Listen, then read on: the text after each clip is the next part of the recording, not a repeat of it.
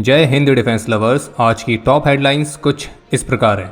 कल भारतीय नौसेना के लिए लॉन्च होगी स्पेशल कम्युनिकेशन सैटेलाइट। भारत की एरियल एक्सरसाइज वाले सेम एरिया पर पाकिस्तान ने भी जारी करी नेवल एक्सरसाइज की वार्निंग। फ्रांस भारत में रफाल फाइटर्स को बनाने के लिए उत्सुक। और फ्रेंच फर्म के पार्टनरशिप के साथ भारत में बनेंगे advance counter unmanned aerial systems.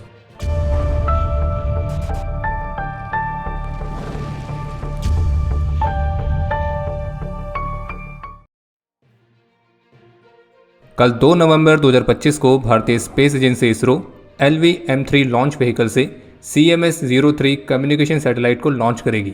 तो ये CMS-03 है, ये मल्टी बैंड कम्युनिकेशन सैटेलाइट है जिसका वजन 4400 किलोग्राम है और भारत की ज़मीन से जियो सिंक्रोनस ट्रांसफर ऑर्बिट यानी कि GTO में लॉन्च किए जाने वाली यह अभी तक की सबसे हैवीएस्ट कम्युनिकेशन सैटेलाइट भी है। और जो ये CMS-03 है जो कि GSAT-7R के नाम से भी जानी जाती है, तो इसे विशेष तौर पर भारतीय नौसेना के लिए डिज़ाइन किया गया है, जो कि नेवी की warship, submarines, aircraft, ground command centres, इन सभी के बीच कम्युनिकेशन को सिक्योर करेगी और एक विस्तृत समुद्री क्षेत्र में कवरेज प्रदान करेगी। और ये जो सैटेलाइट है ये GSAT-7 रुक्मणी सैटेलाइट को रिप्लेस करेगी जो कि 2013 में लॉन्च की गई थी। और रुक्मणी सैटेलाइट ही अभी तक भारतीय नौसेना के लिए एक मेन कम्युनिकेशन लिंक की तरह काम करती थी, लेकिन अब इसे CMS-03 से रिप्लेस किया जाएगा जो कि मल्टीपल फ्रीक्वेंसी बैंड्स पर काम करती है, जिसका मतलब यह है कि भारत की नेवल फोर्सेस के लिए इंडियन ओशन रीजन के ऊपर एक स्ट्रॉन्ग वॉइस, वीडियो और डेटा कम्युनिकेशन मिलेगा और एक पीस और कॉन्फ्लिक्ट दोनों ही तरह के सिचुएशंस में एक रियल टाइम इंफॉर्मेशन शेयरिंग और फास्टर डिसीजन मेकिंग में सपोर्ट करेगी। और भारत के सबमरीन्स के लिए विशेष रूप से काफ़ी ज़्यादा फायदेमंद है क्योंकि इसकी मदद से सबमरीन्स अंडर वाटर रहते हुए भी सिक्योर कम्युनिकेशन को मेंटेन करती हैं। बाकी जैसा कि भारतीय नौसेना के सीनियर ऑफिशियल ने हाल ही में कहा था कि इंडियन ओशन रीजन पर होने वाली हर एक एक्टिविटी को भारतीय नौसेना मॉनिटर करती है और हर किसी पर भारत की नज़र है। तो जैसे कि आप सभी जानते हैं कि भारत के वेस्टर्न, ईस्टर्न, नॉर्दर्न हर एक महत्वपूर्ण फ्रंट पर मेजर मिलिट्री एक्सरसाइज चल रही हैं और इन सभी मिलिट्री एक्सरसाइज के लिए अलग अलग एरिया नोटिफिकेशंस भी जारी किए गए थे। तो अब भारत के नॉर्थ ईस्टर्न रीजन में और विशेष रूप से चीन, भूटान, म्यांमार और बांग्लादेश, तो उनके साथ लगी सीमाओं पर भारतीय वायुसेना की एक्सरसाइज के लिए एक नया नोटिफिकेशन जारी किया गया है। और इस एरिया नोटिफिकेशन के मुताबिक नवंबर 2025 से लेकर जनवरी 2026 तक, तो इस बीच 6 विशेष दिन भारतीय वायुसेना एक खास एक्सरसाइज को कंडक्ट करेगी, जिसमें 6 नवंबर, 20 नवंबर, 4 दिसंबर, 18 दिसंबर, 1 जनवरी और 15 जनवरी की डेट्स दी गई हैं। और जितने एरिया पर ये एक्सरसाइज कंडक्ट हो रही है तो रणनीतिक रूप से वो भी काफ़ी ज़्यादा महत्वपूर्ण है। और जबकि आर्मी के स्पेयर कोर के ऑफिशियल एक्स हैंडल से भी पोस्ट जारी करके कंफर्म किया गया कि इसी वर्ष नवंबर में अरुणाचल प्रदेश के हाई ऑल्टीट्यूड एरियाज में Bharat tri service exercise conduct करेगा।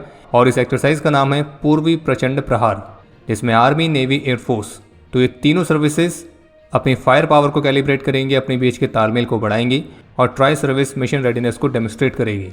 बाकी जो अलग अलग फ्रंट पर एक साथ इतनी सारी मिलिट्री एक्सरसाइज चल रही हैं और वो भी इतने बड़े लेवल पर और इतने बड़े स्केल पर, इन सभी मिलिट्री एक्सरसाइज को देखकर ये कहना गलत नहीं होगा कि इसके माध्यम से भारत का संदेश बिल्कुल स्पष्ट है कि दुनिया की हर एक मिलिट्री तो ये कहती है कि हम स्ट्रांग हैं, लेकिन इस एक्सरसाइज के माध्यम से भारत की मिलिट्री ये भी कह रही है कि हमें जिस तरीके से मॉडर्नाइज होना चाहिए हम उस तरह से मॉडर्नाइज हैं, जिस तरह से इंटीग्रेट होना चाहिए उस तरह से इंटीग्रेट हैं। हमारे पास वो सभी सिस्टम्स हैं जिनको हम कंट्रोल कर सकते हैं और हम मल्टीपल थिएटर्स पर सस्टेन्ड ऑपरेशंस के लिए तैयार हैं। और इन सभी मिलिट्री ड्रिल्स के माध्यम से एक बात और स्पष्ट होती है कि भारत का जो पोस्चर है वो अपनी टेरिटरी को डिफेंड करने से लेकर अब मल्टीपल थिएटर्स पर एक साथ पावर को प्रोजेक्ट करने और उसको मैनेज करने की कैपेबिलिटी की तरफ शिफ्ट हुआ है। द प्रिंट के साथ एक्सक्लूसिव इंटरेक्शन में फ्रेंच एनवॉय की तरफ से कहा गया कि फ्रांस भी चाहता है कि Rafale fighters made in India हो, क्योंकि भारत के साथ फ्रांस के जो रिलेशंस है वो 3 पिलर्स पर आधारित हैं: सिक्योरिटी एंड डिफेंस और partnership for the planet and people to people ties. उनका कहना था कि हम रफाल को लेकर ऑलरेडी 2 डील कर चुके हैं और अब एक नई डील के लिए भी तैयार हैं।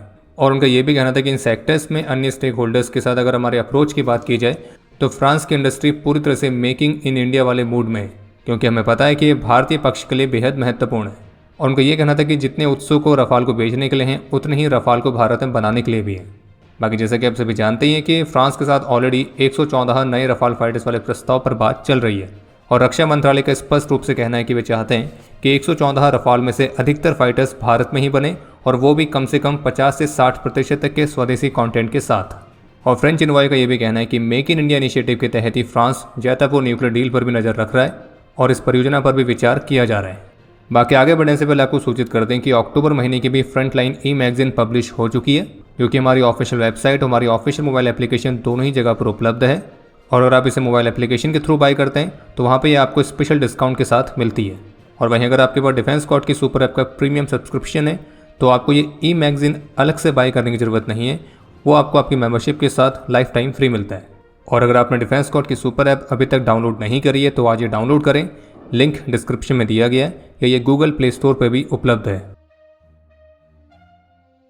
अभी हाल ही में एक इवेंट को संबोधित करते हुए भारत के राष्ट्रीय सुरक्षा सलाहकार श्री अजीत डोभाल ने इस बात पर जोर दिया है कि भारत बेहद ही प्रभावी तरीके से आतंकवाद को काउंटर करने में सक्षम है। और उनका ये कहना था कि जम्मू कश्मीर के अलावा पूरा देश बड़े आतंकी हमलों से सिक्योर है। अभी केवल वर्तमान समय में जम्मू कश्मीर ही है जो कि एक्सेप्शन बना हुआ है। उनका यही कहना था कि फैक्ट्स तो फैक्ट्स हैं और उन पर कोई भी विवाद नहीं हो सकता है। इस देश में आतंकवाद का प्रभावी ढंग से मुकाबला किया गया है। 1 जुलाई 2005 को हमारे यहाँ आतंकवाद की एक बड़ी घटना हुई थी और आखिरी घटना 2013 में भीतरी इलाकों में हुई थी। और जम्मू कश्मीर को छोड़कर, जो कि पाकिस्तान के लिए प्रॉक्सी वॉर या फिर कोवर्ट वॉरफेयर का थिएटर रहा है, जो कि एक अलग खेल है, बाकी पूरा देश आतंकी हमलों से सुरक्षित रहा है। इसके तहत पूरे प्रयास किए गए हैं, आतंकी गतिविधियां करने वाले लोगों को गिरफ्तार किया गया है, एक्सप्लोजिव्स रिकवर किए गए हैं। और तो और जो लेफ्ट विंग एक्सट्रीमिज्म है जो 2014 में जिस तरह से मौजूद था, तो उसकी तुलना में अब ये केवल 11% से भी कम के क्षेत्रों में सिमट कर रह गया है।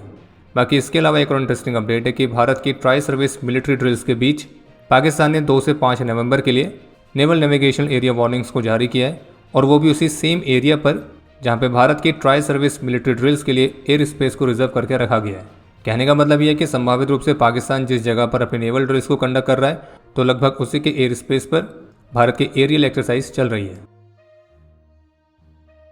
तो जैसे कि अभी हाल ही में प्रेसिडेंट ट्रंप ने इस बात की अनाउंसमेंट करी थी कि अमेरिका भी न्यूक्लियर टेस्टिंग्स को स्टार्ट करेगा, लेकिन अभी हाल ही में जब मीडिया के साथ एक इंटरेक्शन में उनसे प्रश्न पूछा गया कि क्या अमेरिका की न्यूक्लियर टेस्टिंग में अंडरग्राउंड न्यूक्लियर टेस्टिंग भी शामिल है, बिल्कुल वैसा ही जो कि कोल्ड वॉर के समय काफ़ी कॉमन थी, तो इसका जो उत्तर है वो प्रेसिडेंट ट्रंप की तरफ से स्पष्ट रूप से नहीं दिया गया, बल्कि उनका ये कहना था कि आपको जल्द ही पता चल जाएगा, लेकिन हम कुछ परीक्षण करने जा रहे हैं। दूसरी कंट्रीज़ कर रही हैं, अगर वो करती हैं तो हम भी करेंगे, ओके। अब बाकी अभी तक ये स्पष्ट नहीं हो पाया कि प्रेसिडेंट ट्रंप जब न्यूक्लियर टेस्टिंग की बात कर रहे हैं तो वहाँ पर न्यूक्लियर एक्सप्लोजिव टेस्टिंग की बात हो रही है या केवल न्यूक्लियर कैपेबल वेपन को टेस्ट करने की बात हो रही है, और इन दोनों में काफ़ी ज़्यादा डिफरेंस है। इसके अलावा एक अपडेट ये कि भारत की एक्सिस केट्स ने फ्रेंच फर्म सिलेस एसए के साथ एक एग्रीमेंट साइन किया है, और इसके तहत वे संयुक्त रूप से मिलकर भारत में डिफेंस एप्लीकेशंस के लिए काउंटर अनमैन्ड एरियल सिस्टम्स को विकसित करेंगे। और इसी के हिस्से के तौर पर फ्रेंच फर्म द्वारा डिज़ाइन किए गए जो high energy laser weapon systems हैं, तो उन्हें Axiscades counter unmanned aerial systems में इंटीग्रेट करेगी। बाकी अब समय है आज के इतिहास का। तो आज आर्मी एविएशन कोर का 40वां रेजिंग डे है, और आर्मी की जो इंटेलिजेंस कोर है तो उसका कोर डे भी है। आज ही के दिन 1998 में जम्मू कश्मीर में अपने अदम्य साहस और वीरता का परिचय देते हुए हवलदार राकेश पॉल और सिपाही राजेंद्र सिंह वीर गति को प्राप्त हुए थे। और आपके लिए आज का प्रश्न है कि आर्मी की जो एविएशन कोर है तो उसका प्राइमरी रोल क्या रहता है। और अब समय है आज के टॉप 3 कमेंट्स का, जो ये रहे आपकी स्क्रीन पर।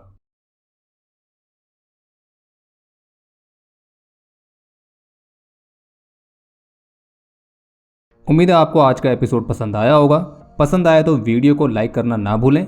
आपके कोई भी सुझाव या सवाल हो तो उसके लिए कमेंट सेक्शन ओपन है। और अगर आप डिफेंस रिलेटेड और भी एक्सक्लूसिव कंटेंट में दिलचस्पी रखते हैं तो आज ही प्ले स्टोर से डिफेंस स्क्वाड की सुपर ऐप को डाउनलोड करना ना भूलें। और अगर आप चैनल पर पहली बार आए हैं तो squadron.in पे जाके हमारे नए डिज़ाइंस को भी चेकआउट जरूर करें। बाकी जल्द मिलेंगे नए एपिसोड के साथ। तब तक के लिए जय हिंद, जय भारत।